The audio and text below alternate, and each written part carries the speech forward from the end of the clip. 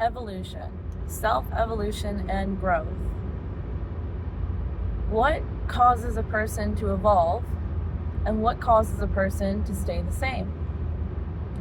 Sometimes I believe that it is how we see ourselves that prevents us from changing. The fear of the unknown, the fear of letting go of the old story, the old habits, the old traits. Who would I be? Who would you be without those strongholds, those habits, those beliefs, and all of the things that you do on a regular, consistent basis that make you the individual in which that you are? Do you ever think to yourself, who would I be without this drinking addiction or this desire and joy to drink every single night? What is it underneath the alcohol that you are trying to suppress and hide? What is it that you are unwilling to face? Why do you continue to poison your body and your mind day after day after day? Why have you convinced yourself that you enjoy it? Why have you convinced yourself that it is okay? Is it because it is readily available in almost every grocery store, convenience store, alcohol supply store? And you've told yourself time and time again, I enjoy this, yet you wake up with a headache, you feel groggy, your mind's fogged. So who would you be without the suppression of the alcohol? Are you afraid to really get to know yourself on a deeper level? Are you afraid to sit with yourself and your emotions? Do you think you're going to be bored? Have you ever thought to yourself, who would I be without the strongholds keeping me in chains, in bondage, and captive? See, the thing is, if we continue to make poor choices in life, and that is drowning our souls in poison, you will never really get to where you want to be in life because you will be in a fog consistently. You'll most likely be broke. You'll most likely be somewhat unhappy, but you'll be in denial about this because you won't be facing the reality and the truth of what it is that you're doing to yourself on a consistent basis by pouring poison down your body every day. So get real with yourself. If you want to make a change, you have to adapt a new mindset. Because sometimes when we view change and we say, I want to change, that can make it harder for us to do that. But if you've tricked yourself over and over and over again that you enjoy poison, that you enjoy alcohol, you can trick your mind into self-evolution and growth as well. And you can do that on such a regular and consistent basis that you'll actually get the results over time.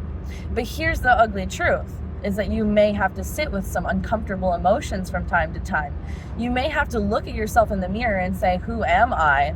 And then decide for yourself who you're going to be and what you're going to strive for. And you may battle the desire of going back to the bottle over and over and over again. But the thing is, with more practice and more time and more self-evolution and telling yourself that is not something you enjoy anymore, you will get to where you want to be. It may not happen immediately. It may not happen overnight. But with time and consistency and practice, you will become smarter. You will become healthier. You will become stronger mentally and physically. And you will learn what you're capable of. And you're capable of so much more than what you ever thought you were. And maybe that's the fear. Maybe that's why you keep suppressing yourself. Maybe you know you're an almighty, powerful being made in the image of God. And that's kind of scary sometimes to know that you are the ultimate creator in your own life and that you can do whatever it is that you set your mind to if you are discerning and desiring enough. Stop drinking the poison. Get to know yourself. Feel your emotions. Go through life. Connect with other people. Maybe these are all the things that you're avoiding because of fear, but what you resist persists. what you suppress will never really go away. It will always be there, lying semi-dormant, but always in the back of your closet, ready to haunt you. So you get to decide how you live your life. You get to decide how you want to feel.